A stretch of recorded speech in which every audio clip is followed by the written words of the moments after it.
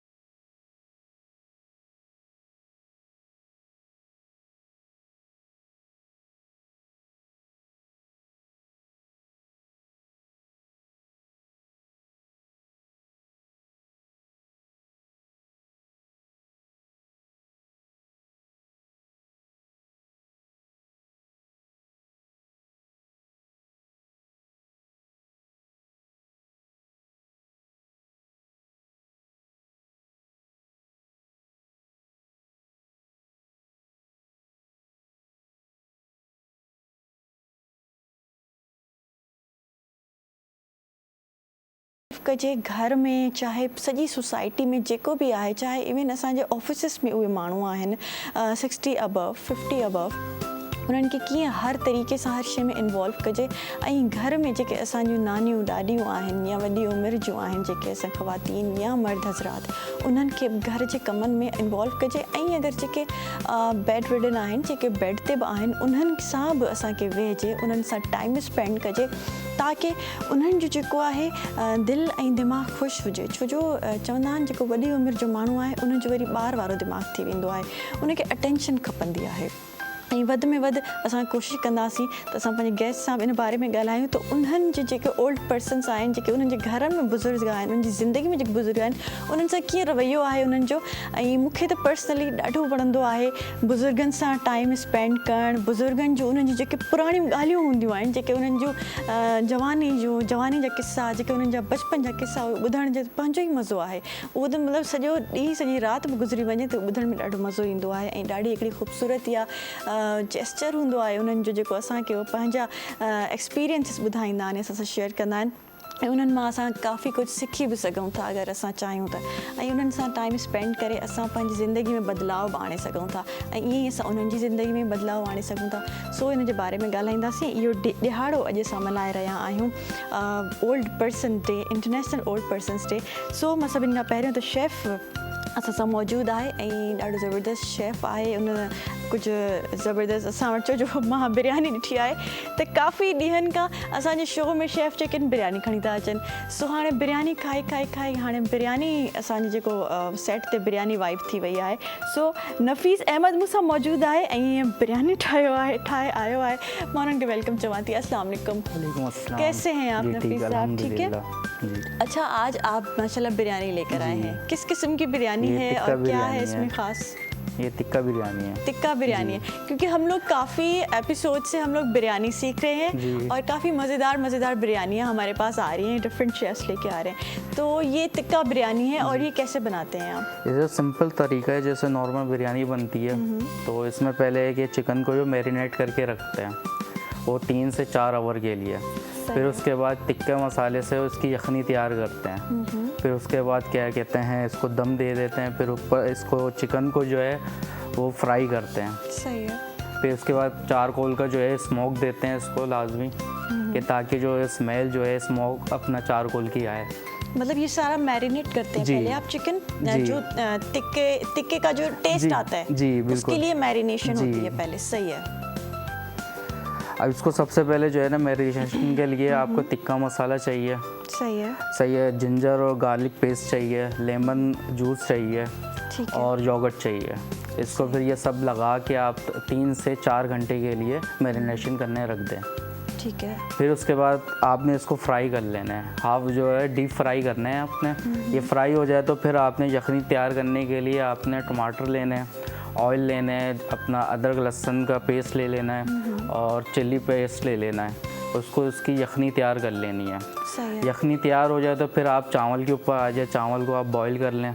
चावल बॉईल हो जाए तो आपने उस यखनी के ऊपर रख के दम दे देने हैं। चिकन भी उसमें रख दें। फिर उसके बाद चारकोल को अपना स्मोक उसमें रख के जो है दम दे दिया जाए। और और दम कितनी देर देते हैं दम आप जो है इसको? ना 15 से 20 मिनट का। सही है। जी तो मतलब ये बिरयानी हमारी जो टिक्का बिरयानी है वो रेडी। जी रेडी हो जाती है। सही है। इसमें आपने कलर वगैरह भी दिया है जी। और वो जैसे बाहर की बिरयानी होती है उस जी। तरीके से। चलिए जी, बहुत ज़बरदस्त बिरयानी आपने बताई और डिफरेंट किस्म की बिरयानियाँ बनती हैं। जी सिंधी बिरयानी होती है, बम्बई बिरयानी हो बिरयानी गई होती है, है, फिश बिरयानी हो गई, हाँ। प्रॉन बिरयानी हो गई। हाँ अच्छा, एक तो देगी बिरयानी भी होती है, जी। वो भी हमने लास्ट टाइम सीखी थी एक शेफ़ से। तो अच्छा, क्या करते हैं आप? जी मैं जॉब करता हूँ, इसी करते हैं, फील्ड सही से है। ताल्लुक़ है मेरा। ठीक है। जी। मतलब आप काफ़ी टाइम से जो है इस जी फील्ड मुझे में हैं। 6 ईयर हो गए हैं। 6 इयर्स हुए खाने पकाते हुए जी। और खिलाते हुए। चलिए जी, थैंक यू सो मच, बड़ा अच्छा लगा आपकी रेसिपी सुन के। उम्मीद आहे त नाज़रीन अवां के भी ये रेसिपीज़, ये बिरयानियूं, डिफरेंट क़िस्म जी बिरयानियूं अवां खे वणंदियूं हूंदियूं। उम्मीद आहे त घर में तव्हां ये ठाहींदा हूंदव। नंढी ब्रेक ते वेंदासीं, वरी पे वापसि अचूं था मॉर्निंग एट PTV नेशनल ते।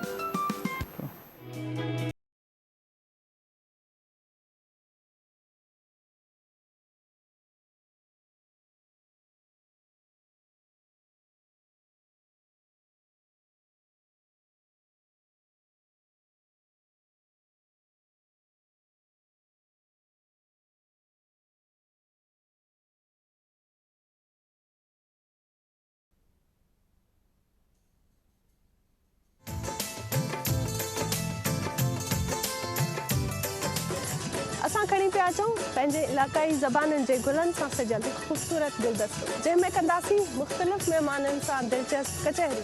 गॾोगॾु शामिल हूंदी रूह खे तस्कीन पहुचाईंदड़ ख़ूबसूरत इलाक़ाई मौसीक़ी। गुले चारुका इदामा परशमाकारा कौमी लफ्जांकानी गुलानी यक ग्रंथे के आद्राहे रंग शुमे दिला वती कना शुमर सरकना आयनी जिंदे बारया जोदो आसराती मालूमात। ਅਸੀਂ ਲੈ ਕੇ ਆਏ ਹਾਂ ਇਲਾਕਾਈ ਜ਼ੁਬਾਨਾਂ ਦੇ ਨਾਲ ਸਜਿਆ ਹੋਇਆ ਫੁੱਲਾਂ ਦਾ ਇੱਕ ਗੁਲਦਸਤਾ, ਜਿਹਦੇ ਵਿੱਚ ਸ਼ਾਮਿਲ ਹੋਣਗੇ ਉਹ तमाम ਰੰਗ ਜਿਹੜੇ ਤੁਹਾਡੇ ਦਿਲਾਂ ਨੂੰ ਭਾਣਗੇ, ਜਿੱਥੇ ਹੋਣਗੇ ਮਹਿਮਾਨ ਮੁxtਲਿਫ ਜ਼ਿੰਦਗੀ ਦੇ ਸ਼ੋਬਿਆਂ ਨਾਲ ਤਾਲੁਕ ਰੱਖਣ ਵਾਲੀਆਂ ਅਹਿਮ ਸ਼ਖਸੀਅਤ। ਇਹਦੇ ਨਾਲ ਹੀ ਸ਼ਾਮਿਲ ਹੋਏਗੀ ਇਲਾਕਾਈ ਮੌਸੀਕੀ। ਤੁਸੀਂ ਵੀ ਇੱਕ ਖੂਬਸੂਰਤ ਸਫ਼ਰ ਵਿੱਚ ਸਾਡੇ ਨਾਲ ਸ਼ਾਮਿਲ ਹੋ ਸਕਦੇ ਹੋ ਲਾਈਵ कॉल से ज़रिए। मुंग तासुल पार जरूर लगी आयु अखबार इलाकाई जबो गोलानो न सजिया यो गुलदस्ता कम के में शामिल हुई हगा टोला रंग कम जो तासुल जरा खुशवी कम के मुंग बकाऊ मुख्तलिफ मेलमनों सरा खबर है और तासु तो बदर का दी हवा जवन मालूमात। पाकिस्तान टाइम्स सिर्फ PTV नेशनल पर।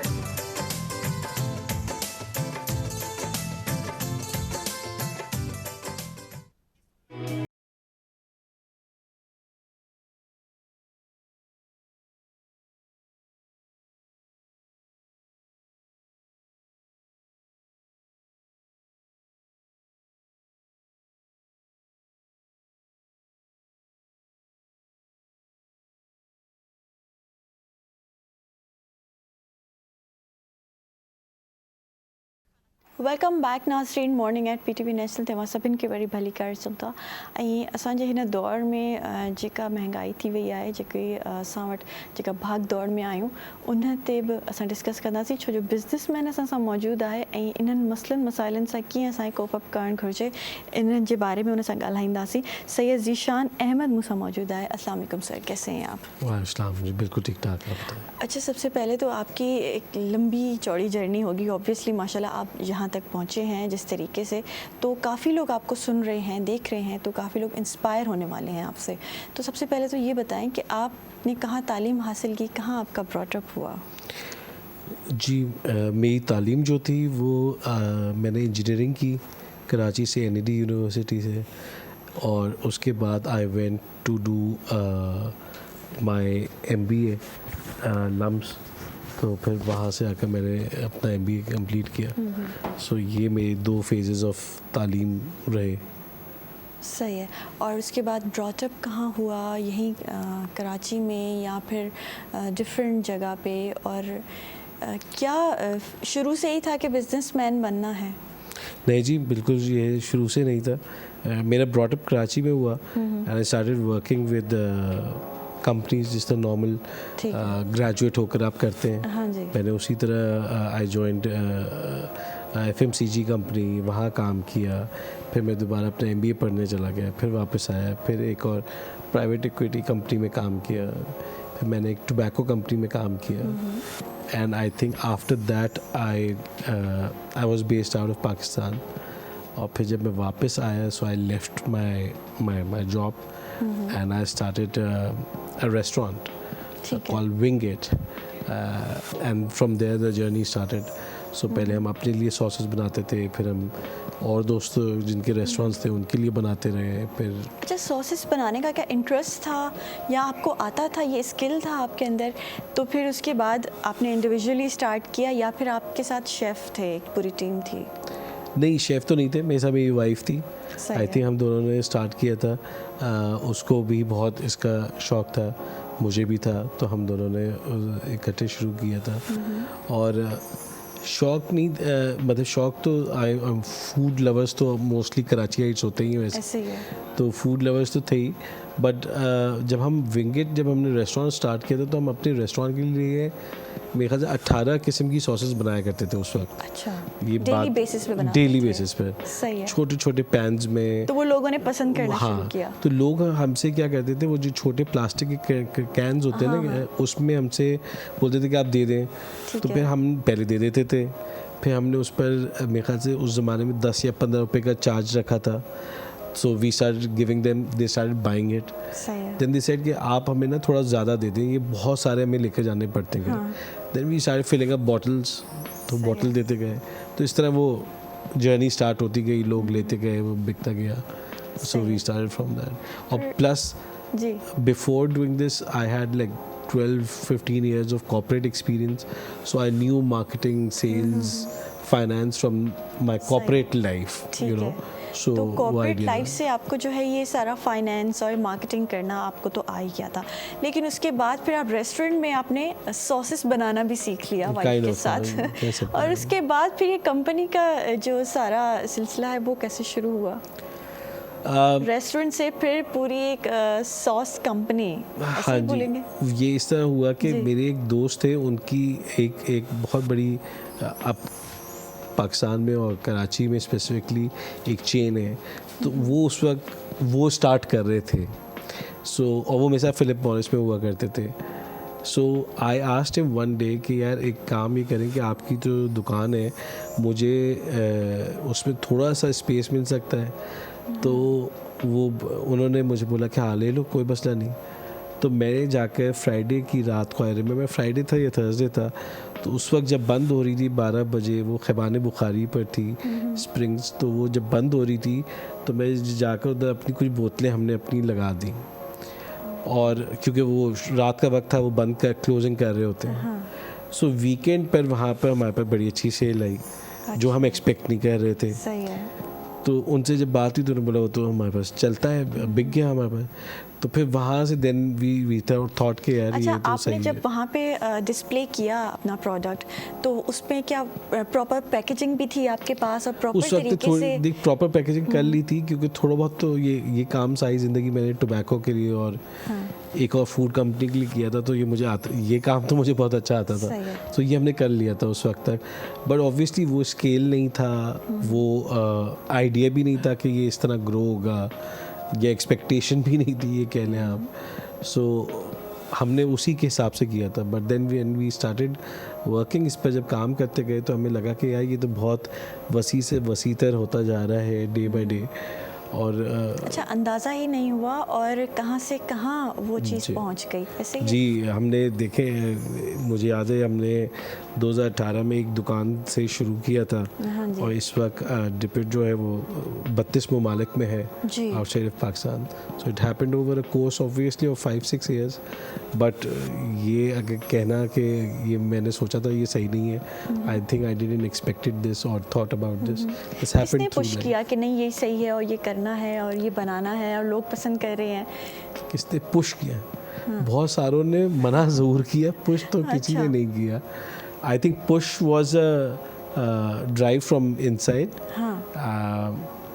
बट आई कैन से कि लोगों ने मतलब ज़्यादातर हमारे कल्चर में ज़्यादा इंकरेज नहीं करते चीज़ों को। Encourage नहीं करते, हाँ, Encourage discourage ही करते हैं हमारे यहाँ। डिस्करेज ज़्यादा करते हैं। बट ये कहना सही नहीं होगा बहुत सारे लोगों ने हेल्प ज़रूर की, सही है। बहुत सारे मुझे मेरे लम्स के एलमनाई ने बहुत हेल्प की, मुझे मेरे दोस्तों ने सबसे ज़्यादा हेल्प की, मेरे बहुत अच्छे जो डिस्ट्रीब्यूटर्स हैं वो सारे मेरे दोस्त हैं जो मेरे साथ जिन्होंने पढ़ा है या जिन्होंने काम किया है, सो उन्होंने बहुत हेल्प की।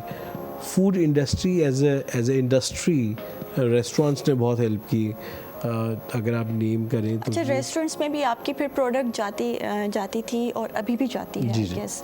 तो वहाँ पे क्या रिस्पांस मिला? जैसे आपने शुरू में डिफरेंट जगह पे अपनी प्रोडक्ट दी और उसके बाद फूड इंडस्ट्री में क्या आपको रिएक्शन मिला वहाँ? रिस्पांस बहुत अच्छा मिला। इसकी वजह ये थी कि हमने खुद भी रेस्टोरेंट चलाया हुआ था, तो हमें उसके चैलेंजेस पता थे कि एक रेस्टोरेंट को चैलेंज क्या आता है या कहाँ पर जाकर वो परेशान होते हैं, क्योंकि हमने खुद चलाया हुआ था तो हम खुद भी परेशान होते थे। सो हमने उनको केटर करना शुरू किया कि यार इसका जहाँ पर चैलेंज आ रहा है इसको वो चैलेंज ना आए।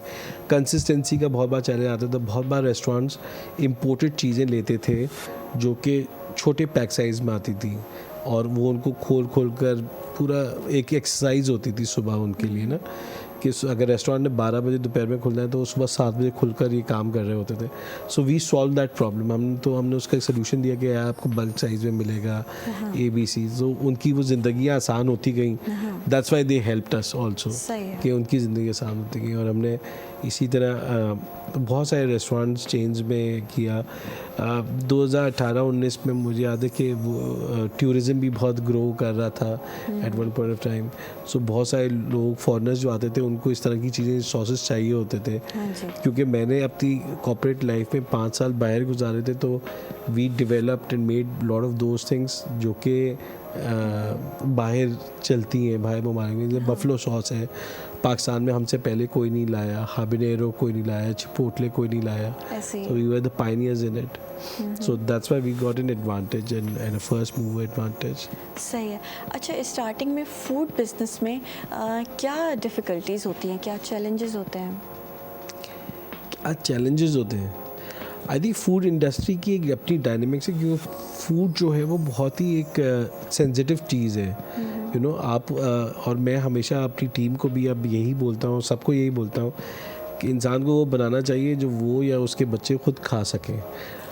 बिकॉज बहुत बार मैंने लोगों को देखा है कि वो चीज़ बना रहे होते हैं जो वो खुद नहीं खा रहे होते हैं। So which is wrong ethically and morally, it's wrong for me. I don't believe in that. So it's a very sensitive thing, and for us quality is one thing, quality and consistency is one thing that we are very passionate and very sensitive about as an organization also, क्योंकि हमारे लिए बहुत ज़रूरी है कि हम quality को maintain करें, हम consistency को मेंटेन अच्छा, करें। हमारे यहाँ बहुत चीज़ें बन रही हैं, लेकिन वहाँ पे अगर आप फैक्ट्रीज़ पे चले जाएं, कंपनीज़ में अंदर चले जाएं, इनके किचन्स में चले जाएं, तो बहुत हालत ख़राब होती है। ऐसे ही आपने खुद देखा होगा। तो आप लोग इस चीज़ को कितना ख़याल रखते हैं, इस चीज़ का, हाइजीन का, और कैसे मेक श्योर करते हैं कि भाई जहाँ पे चीज़ बन रही है that has to be very clean? इसके बहुत सारे तरीके हैं जो हम कर रहे होते हैं। फ़र्स्ट ऑफ ऑल इसकी पूरी एक टीम है हमारे पास, जिसमें फूड साइंटिस्ट हैं, फूड इंजीनियर्स हैं, फूड टेक्नीशियंस हैं, जो कि इसको इंश्योर कर रहे होते हैं कि जो बन रहा है वो बिल्कुल साफ़ सुथरा और सही एज़ पर स्टैंडर्ड्स बन रहा है। इसके लिए हम बहुत सारी बाहर से सर्टिफिकेशन भी कराते हैं। डिपिड is one of the organization who has the most amount of certifications, international certification in terms of food. We are the only company in Pakistan which exports sauces to Japan. So और Japan जो है वो सबसे ज़्यादा high standard है for food ingredients. So it's the most difficult one. A lot of companies don't do that. So Dipper is one of them who does that. I think शायद ही कोई और होगा पाकिस्तान में जो ये करता होगा। So we are very particular about it. और इसमें हमने बहुत कुछ सीखा भी है with time, with working with lot of international franchises. We have learned कि क्या क्या चीज़ें करनी चाहिए, किस तरह बेहतरी करनी चाहिए। और हमारी ऑर्गेनाइजेशन का एक ये बड़ा फंडामेंटल पिलर है जिस पर हम हर वक्त काम कर रहे होते हैं कि और बेहतर किस तरह किया जा सके क्वालिटी को, और इंश्योर किया जाए कि जो भी चीज़ हम बनाएं वो एज़ पर स्टैंडर्ड हो। अच्छा, आज हमारे यहाँ 1 अक्टूबर, और 1 अक्टूबर पे जो है इंटरनेशनल ओल्डर पर्सन डे मनाया जाता जाता है।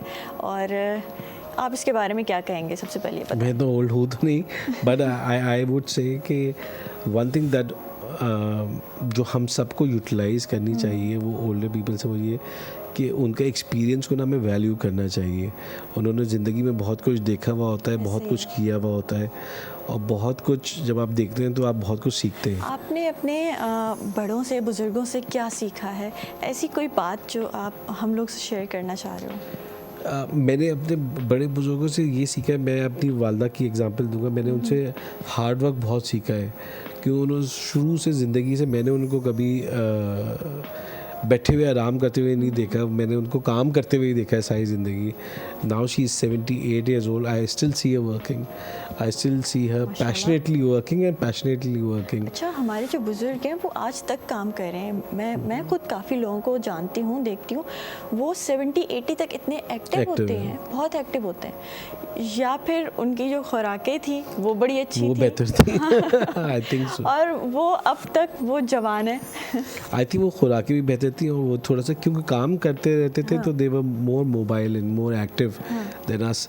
अब हम इतने active I think as individuals रहे और नहीं 20 हैं। साल पहले अगर हम लोग देखें तो कोई सोशल मीडिया, कोई मोबाइल नहीं होता था, यूजेज, स्क्रीन टाइम yeah. नहीं होता था, ये सारी चीज़ें नहीं होती थी, तो उनके दिमाग उस तरीके से चलते हैं। और हम जो सोशल मीडिया के दौर के लोग हैं, हमारे दिमाग ज़रा डिफरेंट तरीके से वर्क करते हैं। हाँ, मतलब बोथ के दोनों साइड के प्रो एंड कॉन्स हैं। अगर आप एक बच्चे को देखेंगे, वो उसके पास आईपैड है तो उसका एक प्रो भी है और एक कॉन भी हाँ, ऐसे है। ही। फ़ायदा नुकसान दोनों चीज़ों का है। कुछ चीज़ें वो जल्दी सीख जाता है जो कि फ़ायदा है, कुछ गलत चीज़ें हैं, मसलन की स्क्रीन टाइम हो गया और चीज़ हो गई, तो फ़ायदा नुकसान दोनों चीज़ों का है। जहाँ तक आप बैलेंस करके चला पाएँ ज़िंदगी को, आई थिंक वो बेहतर है। और ये भी सीखना चाहिए कि किस तरह बैलेंस कर पाएँ, क्योंकि हम नॉर्मली बैलेंस करते नहीं हैं। हम जब कोई चीज़ करते हैं तो बहुत ज़्यादा कर लेते हैं या बहुत कम कर लेते बिल्कुल हैं। ऐसे ही आई है। Think balance is the key. बिल्कुल ज़बरदस्त बात की आपने। अच्छा, काफ़ी लोग स्टार्टअप कर रहे हैं, कोई बिज़नेस स्टार्टअप है, और आप जैसे सोशल मीडिया में भी देख लें, कोई ना कोई कुछ ना कुछ बेच रहा है, तो वो उस लेवल से माशाल्लाह जहां आज आप हैं, यहां तक पहुंचने में कितना टाइम लगता है? क्या मेन एलिमेंट चाहिए होता है? देखिए, मेन एलिमेंट तो I think is two things. It's hard work and you have to be consistent with hard work. आप ये नहीं कर सकते कि मैंने अगर 2 साल बहुत मेहनत कर लिया तो तीसरा या चौथा साल में आराम करूँगा, ऐसा नहीं होता। So you have to consistently doing it. Lot of times जो मुझे लगता है जो यंगस्टर्स नहीं करते वो ये कि वो सक्सेस को तो देखते हैं हर इंसान की या किसी भी चीज़ की, बट उसके पीछे जो हुआ होता है, जो फेलियर्स होते हैं या जो परेशानियां होती हैं या जो उन्होंने पाँव घिसे होते हैं, वो इग्नोर कर देते हैं, विच इज़ नॉट ट्रू। ऐसा नहीं है कि वो इंसान अगर सक्सेसफुल हो गया तो वो ओवरनाइट हो गया। बहुत कम एग्जांपल्स होंगे ऐसे, ओवरनाइट होंगी भी शायद, बस बहुत कम। सो आई थिंक वो वाला भी देखना चाहिए कि पीछे क्या हुआ है इसके, यू नो, दैट्स वेरी अच्छा, इंपॉर्टेंट। क्या फेलियर इम्पोर्टेंट है? बहुत इंपॉर्टेंट है। फेलियर के बगैर आई डोंट थिंक सो कि वी कैन सक्सीड। जब तक आपने फेलियर को नहीं टेस्ट किया होता तो आपको सक्सेस नहीं पता चलती। और अगर कांस्टेंट फेलियर आता जाए किसी काम में, तो व्हाट डू यू थिंक कि उसको कंटिन्यू करना चाहिए, उसमें कंसिस्टेंट होना चाहिए, या फिर यू जस्ट ड्रॉप इट? देखिए, अगर कंटिन्यूस फेलियर आ रहा है तो और आपको ये इंश्योर करना चाहिए आप हर फेलियर से कुछ ना कुछ सीखें और उसे बेहतर करें। जब आप इस फिनोमेना पर काम करेंगे तो आप एक पॉइंट आएगा जब आप फेलियर नहीं रहेंगे।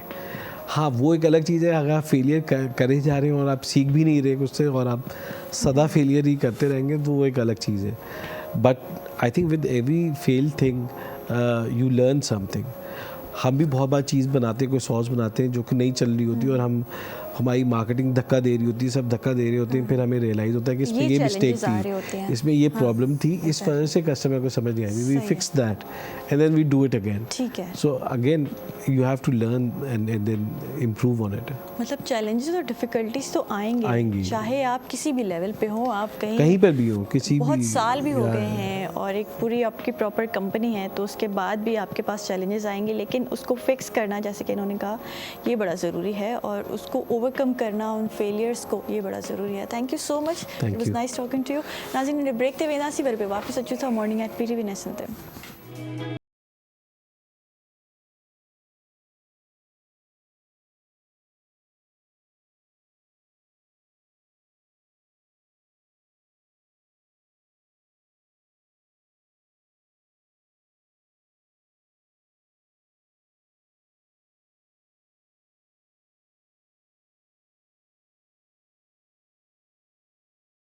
वेलकम बैक नाज़रीन मॉर्निंग एट PTV नेशनल तव्हां सभिनि खे वरी भली कार चऊं था ऐं ज़बरदस्त गेस्ट मूंखे हींअर जॉइन करे रहिया आहिनि सभिनि खां पहिरियों त उज़ैर अली जेको सिंगर आहे असां सां मौजूदु आहे कुझु ज़रा गाना शाना त ॿुधूं ज़रूरी आहे।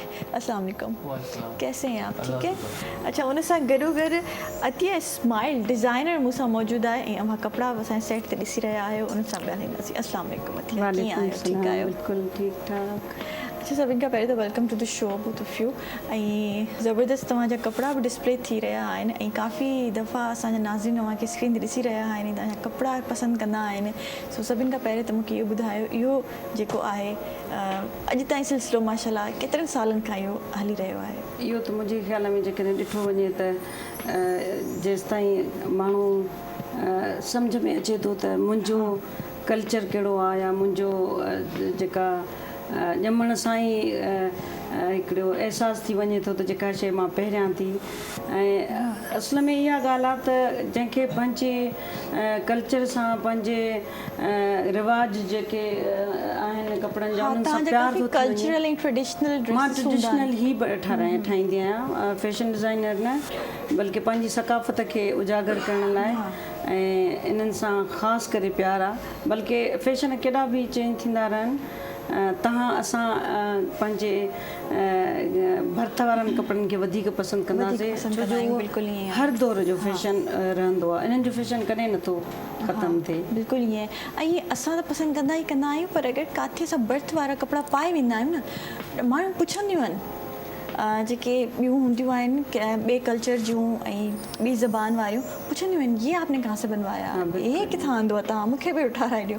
बाक़ी असांजी जेके सिंधी कल्चरल ड्रेसिस आहिनि माण्हू एतिरो पसंदि कंदा आहिनि वर्ल्ड वाइड। बिल्कुलु बिल्कुलु। अच्छा, अॼु जी असां वटि जेको 1 अक्टूबर ते वर्ल्ड ओल्डर पर्सन डे मनाया वेंदो आहे, और इस बारे में आप क्या कहेंगे? जो बुज़ुर्गों का हम दिन मना रहे हैं आज 1 अक्टूबर को पूरी दुनिया में, तो क्या किसी से क्लोज़ हैं?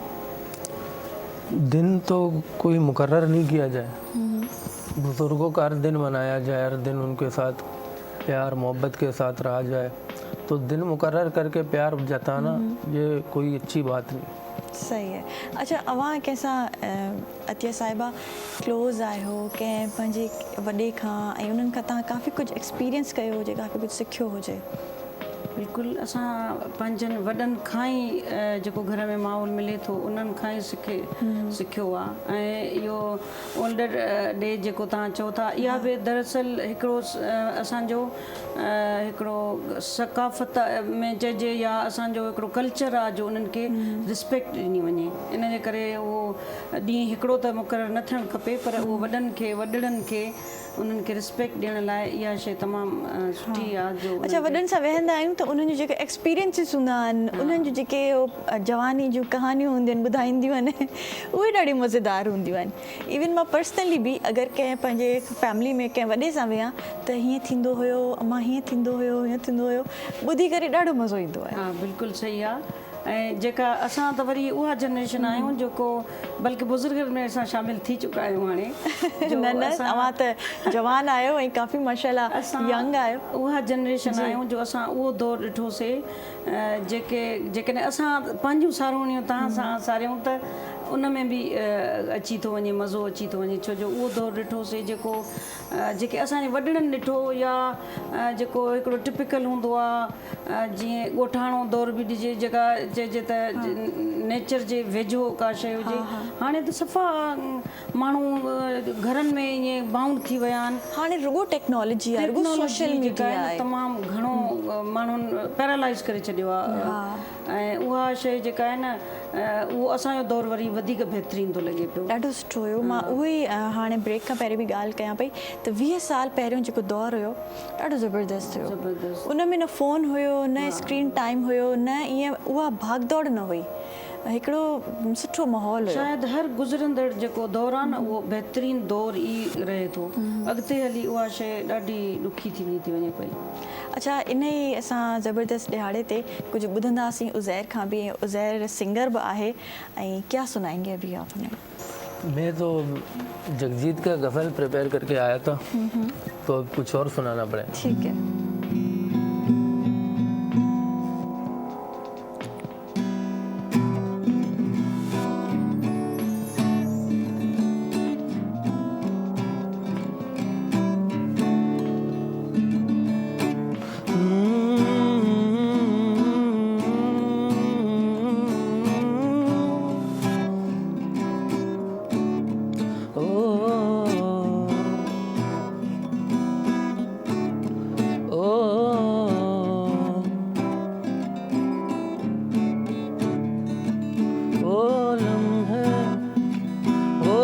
बातें कोई न जाने, थी कैसी रातें हो बरसातें,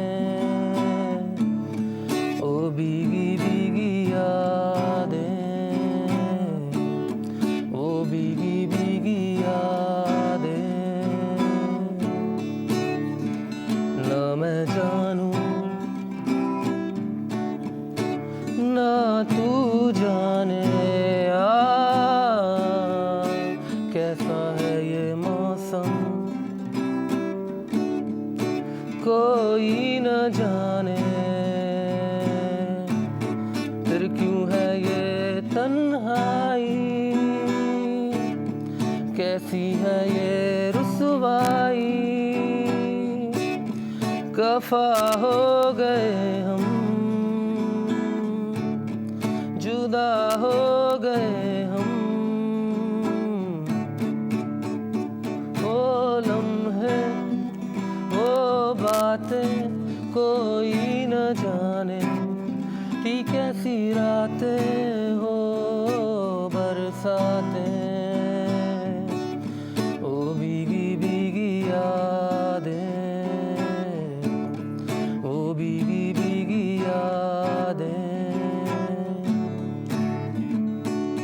सागर की इन लहरों से गहरा है अपना प्यार, सहराओं की इन हवाओं में कैसे आएगी बाहर, कहाँ से ये हवा आई,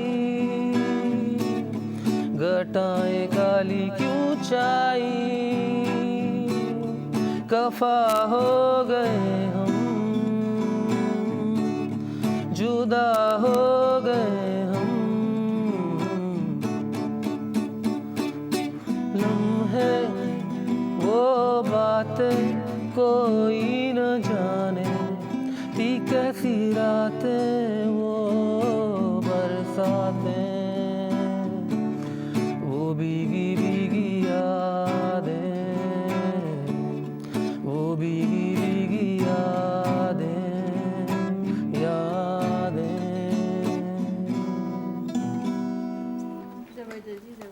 वो भीगी भीगी यादें। अच्छा जी, उज़ैर मुझे ये बताएं कब से गा रहे हैं? मैं तकरीबन 8 से 10 साल हो रहे गा रहा हूँ, शौक़ तो बचपन से। तो इसके अलावा भी कुछ खुद कंपोज किया है? इसके अलावा अभी प्रोसेस में है, हम लोग काम कर रहे हैं। 2 गाने रिकॉर्ड किए थे, अब मिक्सिंग करनी है उसकी प्रोसेस में। इंशाल्लाह जल्द से जल्द या इसी महीने के एंड में या तो नेक्स्ट मंथ इंशाल्लाह रिलीज़ हो जाए। इंशाल्लाह। कहाँ कहाँ परफॉर्म किया है आज तक आपने? परफॉर्म तो काफ़ी जगह किया, आर्ट्स काउंसिल, इसके अलावा मुस्लिम जिम गाना, शादी वगैरह इवेंट्स वगैरह में काफ़ी जगह परफॉर्म किया। सही है जी, ज़बरदस्त। अच्छा, नंढे ब्रेक ते वेंदासीं नाज़रीन, पोइ वरी वापसि अचूं था ऐं अव्हांखे ज़बरदस्त अतिया साहिब जा ड्रेसिस बि ॾेखारीनि था।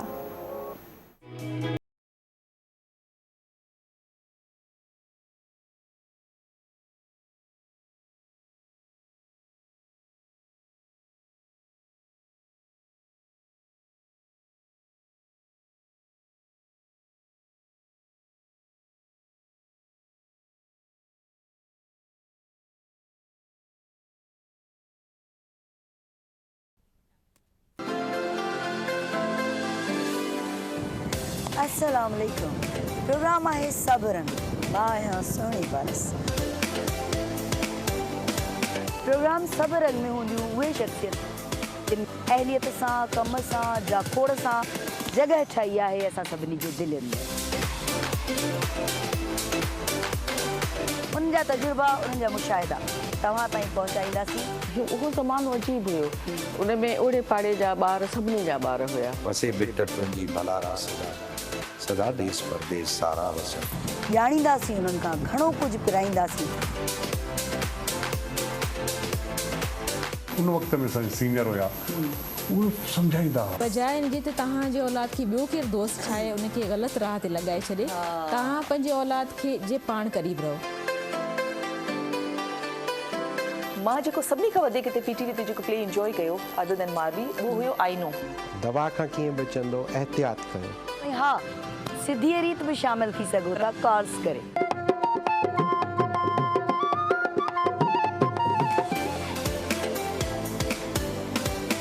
याद तुझे अचे सूर सारा उथन। रंधिणे जी राणी मूंखे ॾाढो सुठो लॻो अॼु जो इहो नालो।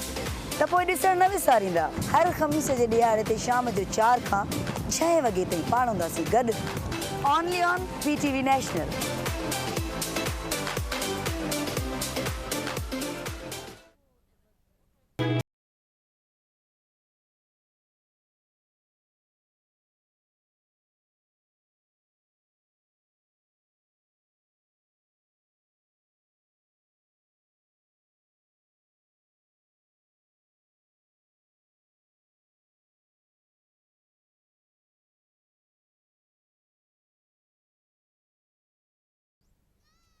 वेलकम बैक नाज़रीन ऐं मॉर्निंग एट PTV नेशनल तव्हां सभिनि खे वरी भली कार चऊं था। ऐं अतिया साहिबा मूंसां मौजूदु आहे ऐं तव्हां ॾिसी रहिया आहियो त ज़बरदस्त ड्रेसिस बि मूंसां मौजूदु आहिनि हिते अतिया साहिबा जा ऐं जेके हे डिज़ाइन करे आहे। सभिनि खां पहिरियों त मां इन्हनि खां पुछंदी हलंदमि जेको उन्हनि पाण पातो आहे उन जे बारे में ॿुधायो।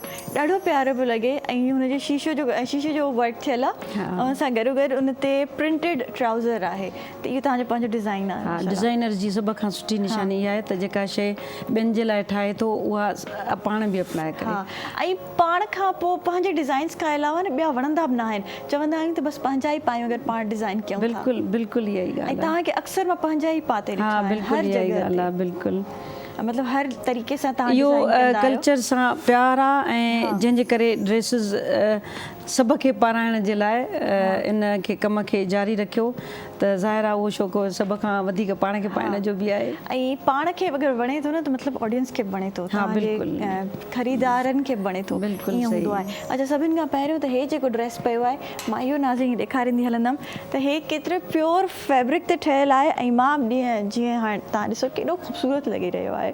ऐं हे बलोची बि आहे, पश्तो बि आहे, हिन में सिंधी बि आहे। हा बिल्कुलु हे फैब्रिक जेको आहे इहो सिंध जो आहे सूसी। हा ओरिजिनल जेका सूसी चइजे। हे जेको लुक वरी पश्तो जीअं चइजे न पर उन में वरी हेॾे वरी उहो सिंधी कमु अची थो वञे पियो। सो ईअं सम्झो त हिन ड्रेस में पाकिस्तानी कल्चर। हा हे कमु सिंधी आहे। शीशा ऐं हे वारो इहो पश्तो कमु आहे। ऐं हे फैब्रिक जेको आहे इहो असांजो सूसी प्योर जेको हैंडमेड कपिड़ो आहे। सो हे पाकिस्तान जो सॼो कंप्लीट कल्चर थो लॻे पियो। हिनखे अतिया साहिबा हैंडमेड आहे त हिनखे ठाहिण में केतिरो टाइम लॻंदो हूंदो? तमामु घणो। असली जेके क्रिएटिविटी चइजे न उहे माण्हू आहिनि जेके हे शयूं ठाहिनि था पिया। असांखे त सवलो कमु थो थी वञे, सिलाई थी थिए या वरी ॿियूं तयारु थियल शयूं था डिज़ाइन था। असल जेको हे फैब्रिक आहे ऐं इहो जेको ठाहिण में हिन जे हिकिड़े धागे में बिल्कुलु उहो महिनत ॾिसो ऐं उहो प्यार ॾिसो, उहा मोहबत ॾिसो उहा केॾी आहे। ऐं माण्हू हे हाणे घटि पायो थो वञे। सिर्फ़ु कल्चरल डेज़ ते असां हे पायूं था ऐं हे ॾेखारण जो मतिलबु इहो आहे त असांखे पंहिंजे कल्चर खे प्रमोट करणु घुरिजे। असांखे पंहिंजे जेके असांजा हार्डवर्क कनि थियूं ख़वातीन, मायूं, मर्द, उहे इंटीरियर में वेही करे ऐं पंहिंजे घरनि में हे फैब्रिक ठाहिनि था उनखे प्रमोट करणु घुरिजे। असांखे पाइणु घुरिजे। ॾाढा सुहिणा बि लॻंदा आहिनि। ऐं कंप्लीट ड्रेस जेका आहे न पाण ई ॿुधाए थी त हिकु ख़ुशीअ जो इज़हार जेको थिए थो उहा शइ रंगनि में थी नज़र रंगनि में ऐं सभिनि कल्चर जो मिक्सचर आहे। बिल्कुलु ऐं ॾाढो ख़ूबसूरत लॻी रहियो आहे। ऐं हाणे जीअं कल्चरल डे अचण वारो आहे डिसेंबर में ऐं अहिड़ा हूअं बि असां काफ़ी शोज़ कंदा आहियूं। काफ़ी असां वटि सेलिब्रेशन्स थींदियूं आहिनि जंहिंमें असां इहे ड्रेसिस पाए सघूं था। ऐं इनफैक्ट हाणे काफ़ी अहिड़ा माण्हू आहिनि जेके असां पाए वेंदा आहियूं इहे ड्रेसिस ॾाढा वणंदा अथनि। हे मुंहिंजो जेको आहे हे बि थोरो कल्चर सां टच थियल आहे। हे बि ॾिसो असांजो जेको नॉर्मल हेड़ो फैब्रिक आहे। हा बिल्कुलु हे ओरिजिनल फैब्रिक आहे। हा हैंडमेड आहे। हैंडमेड आहे। हा सही आहे। पहिरियों इन जे बारे में असां ॻाल्हाईंदासीं। ऐं हे बि ॾाढो ज़बरदस्त लॻी रहियो आहे। हे सिर्फ़ु असांजी सिंध में ठहियो थो वञे हे फैब्रिक। ऐं हे जेको आहे न इन मशीन जे या केमिकल्स में नथो थिए पियो। हिननि में जेके रंग था थियनि उहे ॿूटनि मां कढिया था वञनि ऐं इन करे हिनखे नेचुरल डाई चइबो आहे। ऐं हे तव्हां ॾिसो हिननि माण्हुनि खे प्रोमोट करणु खपे। न गवर्नमेंट उनखे प्रमोट थी करे। हे इन्हनि जा मतिलबु जेको जदी पुश्ती कंदा था अचनि माण्हू उन्हनि खे सुठी मोट नथी मिले त ख़तमु थींदो थो वञे। इन करे मां हिन दफ़े हीअ थीम रखी आहे त हे कपिड़ो जेको हथ जो ठहियलु कपिड़ो आहे इन ते कमु थींदो। हिन डिसंबर में जेको आहे न हिन क़िस्म जा सभु कपिड़ा पहिरींदासीं। कल्चर डे ते जेको बि असां हिन फैब्रिक जा कपिड़ा पाईंदासीं, छो जो असांजे जेके माण्हू इहे फैब्रिक ठाहिनि था, इहो फैब्रिक ते एॾी महिनत कनि था, हे नेचुरल फैब्रिक आहे बिल्कुलु, ऐं हिन में नेचुरल डाई नेचुरल डाई बिल्कुलु सही आहे, त उनखे प्रमोट करणु घुरिजे असांखे। अच्छा, हिन ते वरी तव्हां जेका एम्ब्रॉयडरी कई आहे ॾाढी हिन ते कॉम्प्लीमेंट करे रही आहे। हा, इहा बसि इहा असल में इहा असांजी डिज़ाइनिंग आहे या वरी स्टिचिंग आहे, पर उन में मां जेकॾहिं ॾिसंदी आहियां त मूंखां वधीक महिनत जेका आहे न हिन कपिड़े ते कई वई आहे। जेके इहा महिनत बि आहे, तव्हांजी महिनत बि आहे, पर हाणे इहो असांजो कमु आहे जेके असां पाईंदड़ आहियूं, असां इन्हनि खे वधीक प्रमोट कयूं, ऐं ॾाढो ज़रूरी आहे त असां अहिड़ा कल्चरल ड्रेसिस पायूं।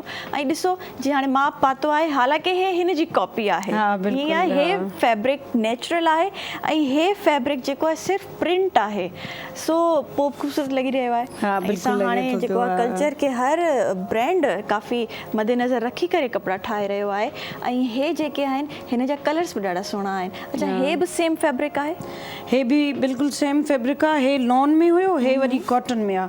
अच्छा, इहो थींदो आहे त हे असां प्लेन कपिड़ो वठी ऐं असां ॾींदा आहियूं। भिटशाह में थो थिए पियो, इहो वॾे फ़ख़ुर सां चवणु खपे त असांजे सिंध जे शहरनि में, हाला में, भिटशाह में हिननि जा कारखाना आहिनि, ऐं तव्हां यकीन कयो त उन्हनि जा जेके हे हिकु ठपे वांगुरु लॻायो वेंदो आहे ऐं उनजो हे फैब्रिक ठहंदो आहे। ब्लॉक प्रिंट आहे, ब्लॉक प्रिंट आहे, हा। ऐं हे वरी थर जो कमु आहे, मतिलबु के शयूं टच करे ॿ शयूं सिर्फ़ु मिलायूं था त हिकिड़ो कंप्लीट कॉम्बो थो ठही वञे।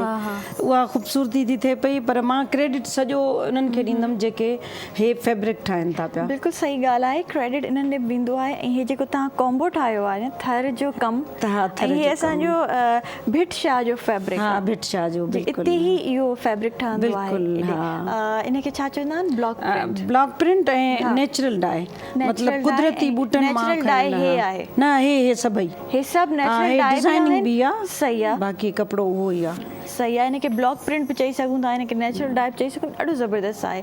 अच्छा, हे पाइण में हल्को बि ॾाढो आहे। हा, बिल्कुलु ॾाढो लाइट फैब्रिक, कंफर्टेबल, तमामु घणो कंफर्टेबल, सॉफ्ट। ऐं मां तव्हांखे ॿुधायां, असां जीअं हाणे वॾनि जी ॻाल्हि बि करे रहियासीं, त असांजे वॾनि वटि इहे कपिड़ा घणा हुया हिन फैब्रिक जा, ऐं उहे कोई सालनि ताईं उन्हनि जा हलंदा हुया। अॼु ताईं उन्हनि जा चवंदियूं आहिनि त नया पिया आहिनि। हा, बिल्कुलु उहा ई आहे। ऐं छो जो उहो जेको कमु आहे कपिड़े जे मथां, असल में त उहो आहे न जेन्युइन कमु, त उहो थो थिए न। असां त उन्हनि जो टच था खणूं पिया, थोरो टच कयूं। अच्छा, हे फैब्रिक छा एक्सपेंसिव आहे या काफ़ी चीप प्राइस में? बिल्कुलु चीप प्राइस बि न चइजे, पर जेका हिननि जी महिनत आहे या जेॾी हे महिनत, हे 12 दफ़ा प्रोसीजर मां निकिरंदो आहे, उनखां पोइ तयारु थींदो आहे। मतिलबु बार बार उनखे रंगियो वेंदो आहे, कॾहिं कुझु ठपनि खां पोइ अवल हिकिड़ो लॻंदो आहे, वरी पोइ ॿियो लॻंदो आहे। हे त ब्लैक एंड वाइट आहे, पर हिन में कलर्स बि आहिनि, सभिनी कलर्स में। जी, हिन में जेको आहे थोरो रेड या मरून, हा, हिन में मरून आहे, हा बिल्कुलु। सो इन्हनि में जेको आहे न, इहा तमामु जेका हिन ते महिनत कई थी वञे, उन जेतिरो हिननि खे उजरो नथो मिले पियो।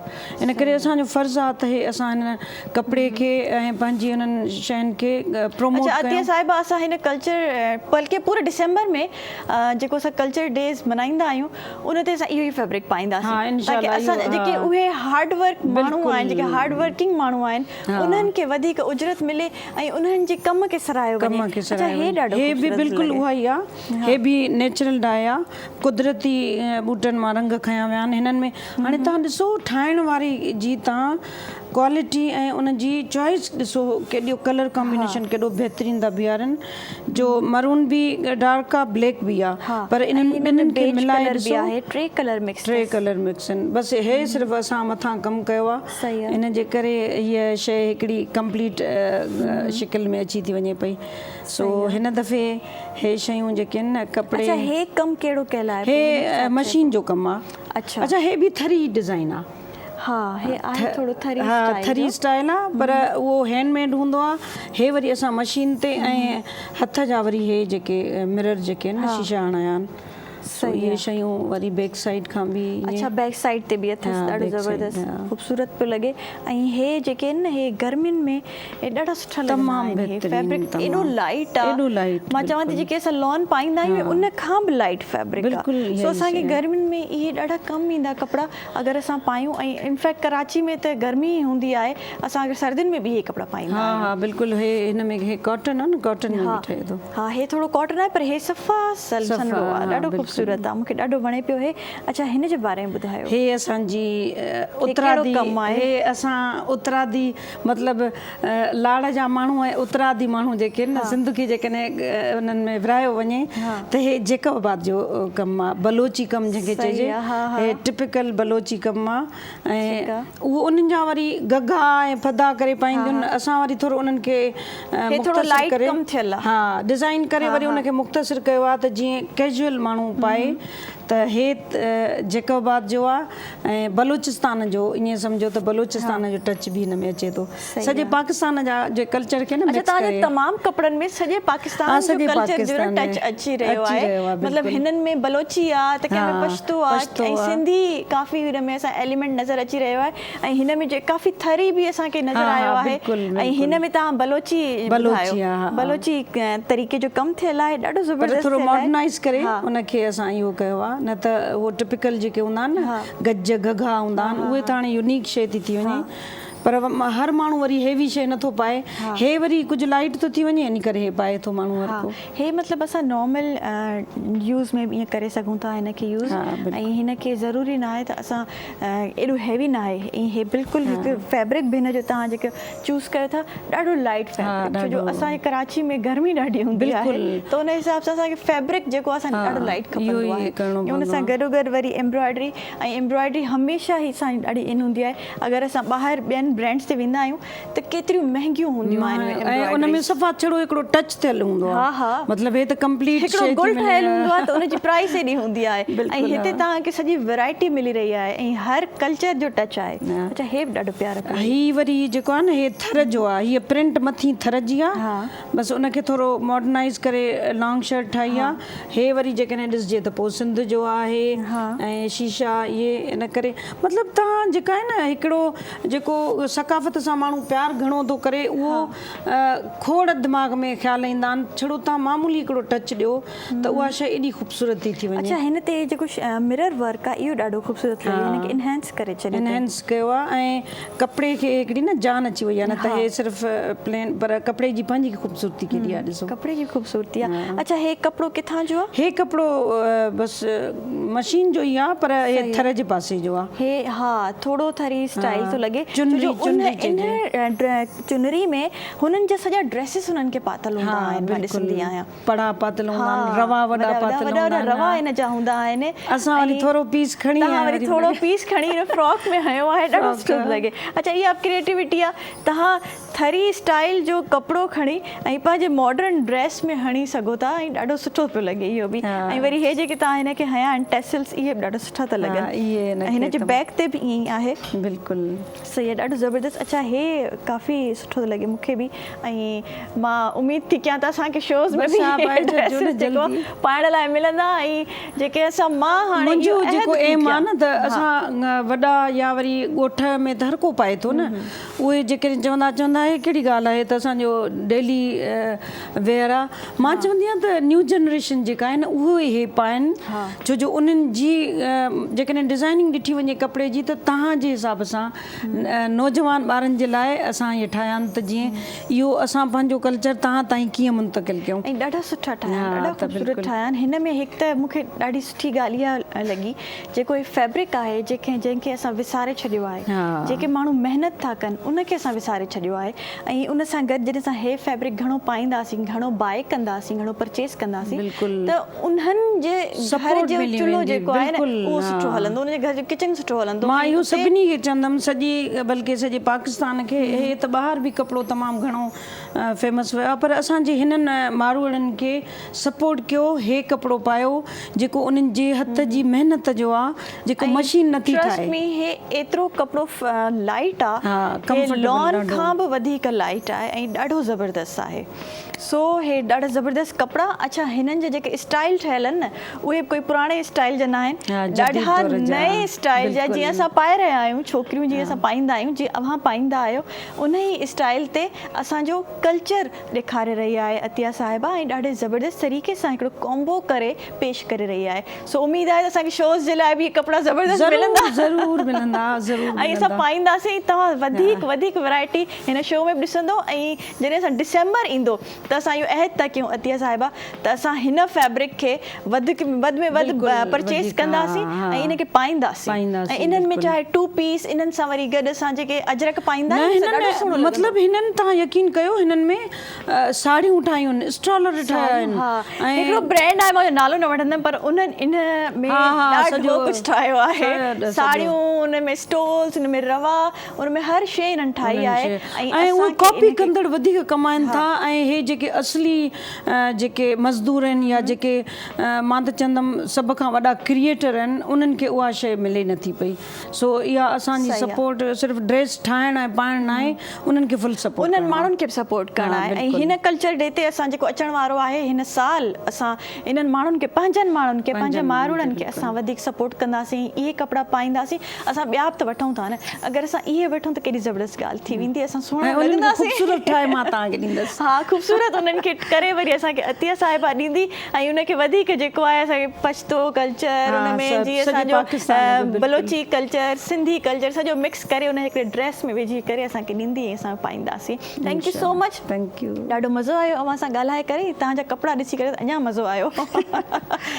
फेवरेट मौज़ू आहे न असांजो। हा, फेवरेट मौज़ू आहे। ईअं जी असां वटि ईंदा रहंदा कयो, असांखे ख़ूबसूरत कपिड़ा ॾींदा रहंदा कयो ऐं ॾेखारींदा रहंदा कयो। असां वटि जी ज़बरदस्त उज़ैर अली बि मौजूदु आहे, उन्हनि जो गानो ॿुधंदासीं, पर उन खां पहिरियों मां वठंदमि अव्हां खां इजाज़त, छो जो प्रोग्राम टाइम बिल्कुलु ख़तमु थी वियो आहे। हिते सुभाणे वरी नए महिमाननि सां, नए टॉपिक सां मां हाज़िर थी वेंदसि। इस ताईं मूंखे पंहिंजी दुआउनि में रखंदा यादि। अल्लाह हाफ़िज़, पाकिस्तान ज़िंदाबाद। जी उज़ैर, क्या सुनाएंगे? जल बहन का सुनाना चाहता हूँ। हाँ जी, दिल हार है पुकारे। ठीक है, प्लीज़।